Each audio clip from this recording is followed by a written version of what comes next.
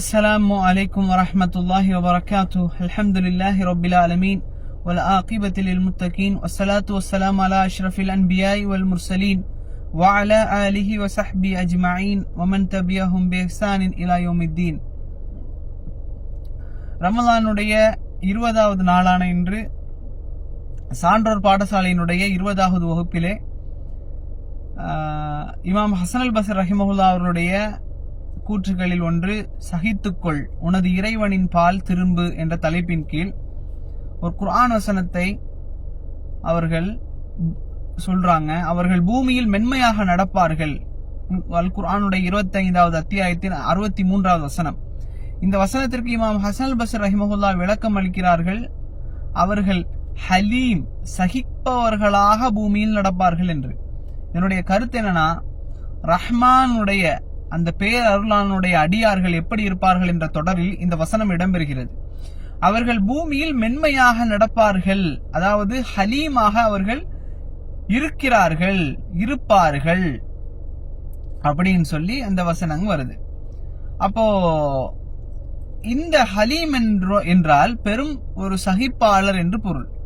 இது ஹில்ம் என்ற அந்த வேர் சொல்லிலிருந்து வருது. ஹில்ம் என்றால் பிறர் செய்யக்கூடிய தீங்கை சகிப்பது.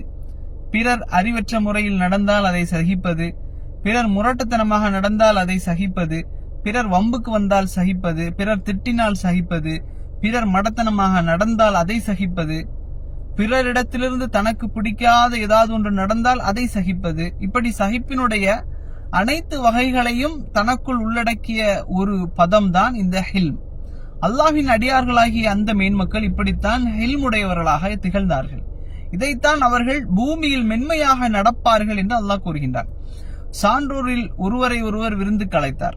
சான்றோரில் ஒருவரை ஒருவர் விருந்துக்கு அழைத்தார். அதற்கான நேரத்தையும் அவருக்கு குறிப்பிட்டார். அப்ப அந்த நேரத்தில் அந்த நல்லடியார் அங்கு வந்தார். அப்ப அழைத்தவர் கேட்டார், ஏன் வந்தீங்க அப்படின்னு. அவர் கூறினார், நீங்கள் தானே அந்த விருந்துக்கு என்னை அழைத்தீர்கள் அப்படின்னு. அழைத்தவர் சொன்னார், நான் அழைக்கவில்லையே அப்படின்னு. வந்த அந்த நல்லடியார் என்ன செஞ்சாரு, எதுவும் பேசல, திரும்ப சென்று விட்டார்.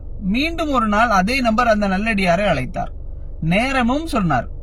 அந்த நல்லடியார் என்ன செய்யறாரு, குறிப்பிட்ட நேரத்துல அங்க வர்றாரு. அழைத்தவர் சொன்னார், நான் உங்களை அழைக்கவில்லையே அப்படின்னு. அந்த நல்லடியார் திரும்பி போயிட்டார். மீண்டும் ஒரு நாள் அந்த நல்லடியாரை அவர் அழைத்தார். நேரமும் குறிப்பிட்டார். ஆனால் வந்தவுடன் நான் அழைக்கவில்லை அப்படின்னு சொன்னார். அப்போதும் அந்த நல்லடியார் கோபப்படாமல் திரும்பி விட்டார்.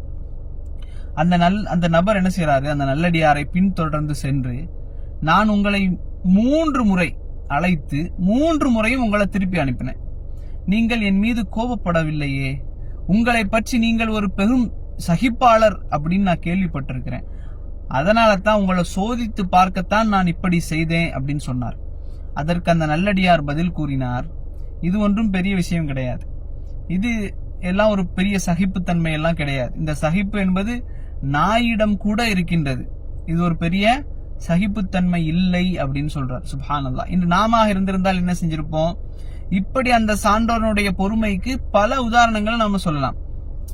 இவர்களினுடைய முன்னோடியான அல்லாஹ்வின் தூதர் ஸல்லல்லாஹு அலைஹி வஸல்லம் அவர்கள் கடைபிடித்த பொறுமையும் சகிப்பும் சொல்லில் அடங்காதது. அவர்கள் பொறுமையினுடைய சிகரமாக இருந்தார்கள், சகிப்புத்தன்மையினுடைய சமுத்திரமாக இருந்தார்கள்.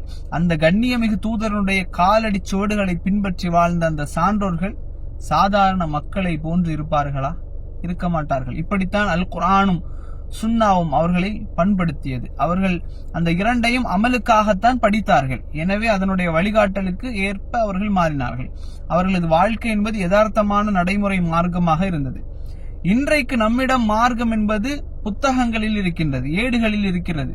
நமது செயல்களில் மார்க்கம் என்பது இல்லை. அவர்கள் மார்க்கத்தின் செயல் வடிவமாக இருந்தார்கள். ஆனால் நாம் மார்க்கத்தை சொல்வதற்கு மட்டும் வைத்திருக்கின்றோம். அல்லாஹ் நம்மை பாதுகாப்பானாக.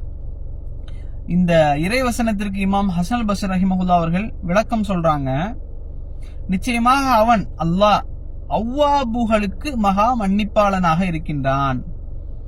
அவ்வா அதாவது என்ன சொல்றான் அல்லாஹ், ஃபஇன்னஹு கான லில் அவ்வாபீன கஃபூரா, அவ்வாபுகளுக்கு மிக மன்னிப்பாளனாக இருக்கின்றான்.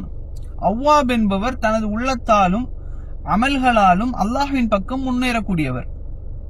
இமாம் ஹசன் பஸ்ரி ரஹிமஹுல்லா அவர்கள் குர்ஆனுக்கு விளக்கம் அளிக்கக்கூடிய ஒருவராக இருந்தார்கள். அவர்களினுடைய விளக்கங்கள் அறிஞர்களுக்கு மத்தியில பெரும் ஒரு பிரபல்யமாக இருந்தது. குர்ஆனுடைய கருத்துக்களை மிக ஆழமாக விவரித்து அவங்க சொல்லுவாங்க.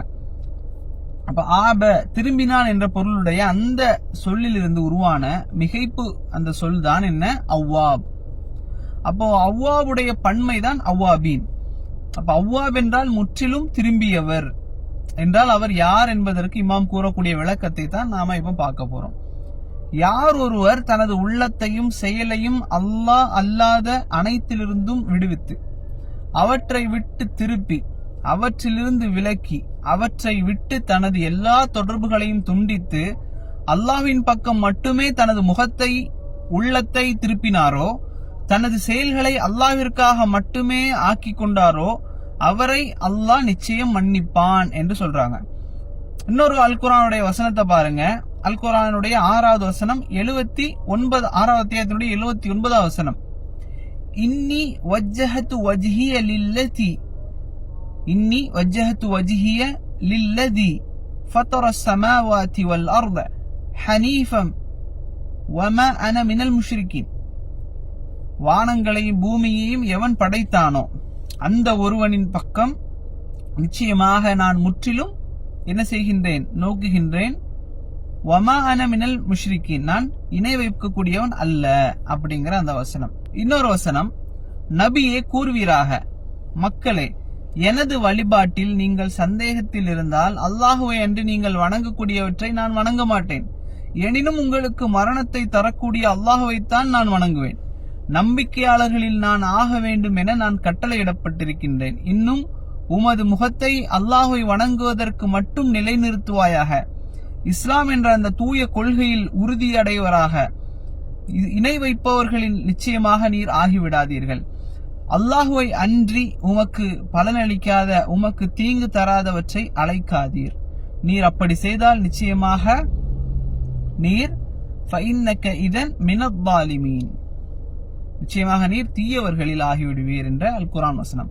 இது போன்ற கருத்தை 30வது அத்தியாயத்தினுடைய 30 மற்றும் 43வது வசனங்களில் நாம் பார்க்கலாம். 30வது அத்தியாயத்தினுடைய 30 மற்றும் 40வது வசனங்கள்ல. இந்த வசனம் 10வது அத்தியாயம் 104 106. இந்த மேற்கண்ட வசனங்களில் சொல்லப்பட்ட இந்த கருத்துக்களைத்தான் இமாம் அவர்கள் அவ்வாப் என்று விளக்கம் சொல்றாங்க. யார் ஒருவர் தனது வணக்க வழிபாட்டில் இருக்கும் போது தனது சிந்தனைகளை அல்லாஹ்வின் பக்கம் மட்டுமே ஒருமைப்படுத்தி கவனங்களை எல்லாம் அல்லாஹ்வின் பக்கமே திருப்புறாரோ அவர் அல்லாஹ்வுடைய அருளுக்கும் மன்னிப்புக்கும் சொந்தக்காரர். இந்த பக்குவம் பெற்றவர்கள் தான் தங்களது வெளி வாழ்க்கையிலும் அல்லாஹ்வை மட்டுமே சார்ந்தவர்களாக இருப்பார்கள். அவன் பக்கம்தான் நாட்டம் கொண்டவர்களாக, அவன் பக்கம்தான் திரும்பியவர்களாக, அவனை மட்டுமே பிரார்த்திக்கக்கூடியவர்களாக, எல்லா காரியங்களிலும் அவனை மட்டுமே முன்னோக்கக்கூடியவர்களாக அவர்கள் இருப்பார்கள். இந்த பண்பு அவர்களுக்கும் அல்லாஹ்விற்கும் இடையில் உள்ள அந்த உறவை பலப்படுத்தும். எப்போதும் அது பசுமையாக இருக்கும். அல்லாஹ்வின் பக்கம் அவர்களை நெருக்கும். அல்லாஹ்வின் அன்புக்கும் அருளுக்கும் மன்னிப்புக்கும் தகுதியானவர்களாக அவர்களை ஆக்கும். இப்படிப்பட்ட பண்புகள் அந்த சான்றோர்கள், சஹாபாக்கள், தாபியன்கள், தபா தாபியன்களிடம் மிகுந்து காணப்பட்டதை நாம் வரலாறுகளில் படிக்கின்றோம். அந்த பண்புகள் தான் அவர்களுக்கு அல்லாஹ்வினுடைய பொருத்தத்தை இந்த உலகத்தில் தேடி தந்தது.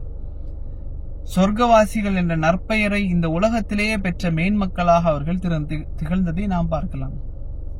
யா அல்லாஹ், எங்களையும் அந்த சான்றோர்களுடைய நல்ல பாதையில் நடைபோடக்கூடிய நல்ல மக்களாக ஆக்கி வைப்பாயாக.